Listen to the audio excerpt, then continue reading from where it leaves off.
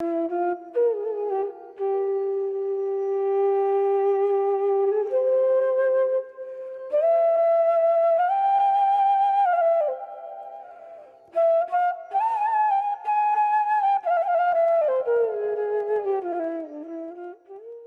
बरसात का तूफानी स्पेल जारी है। शदीद बारिशों ने पूरा निज़ाम दरहम बरहम कर दिया है। नदी नालों में तुग़यानी है, जबकि अब शहरी भी इसकी लपेट में आने लगे हैं।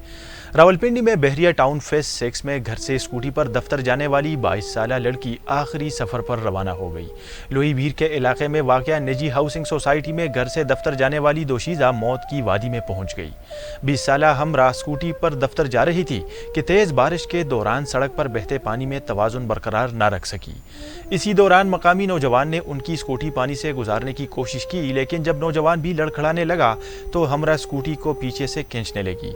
इसी असना में लड़की का पाँव फिसल गया, फिर बहते रेले ने उसे संभलने का मौका ही नहीं दिया।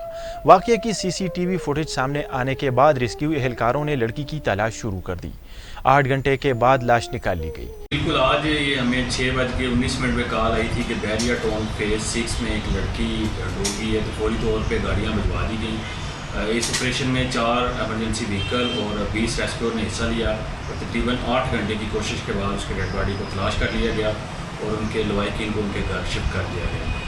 इस लड़की का बता रहे हैं कि ये कोई लड़की उधर काम करती थी किसी कॉल सेंटर में, तो शायद कहीं काम पे जा रही थी, उसी ड्यूटी पे जा रही थी। उसी दौरान वो पानी के किसी रेले में वो बह गई और साथ ही नाला था और फिर उसमें गिर गई। दूसरी जानिब वासा रावलपिंडी को हाई अलर्ट करते हुए रैन इमरजेंसी नाफिज कर दी गई है।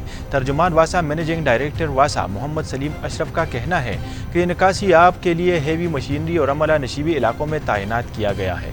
नाला लई की मॉनिटरिंग की जा रही है, ताहम अभी नाला लई में पानी का बहाव मामूल के मुताबिक है। नाला लई में कटारिया के मकाम पर 6 फुट जबकि गवाल मंडी पुल पर 5 फुट है।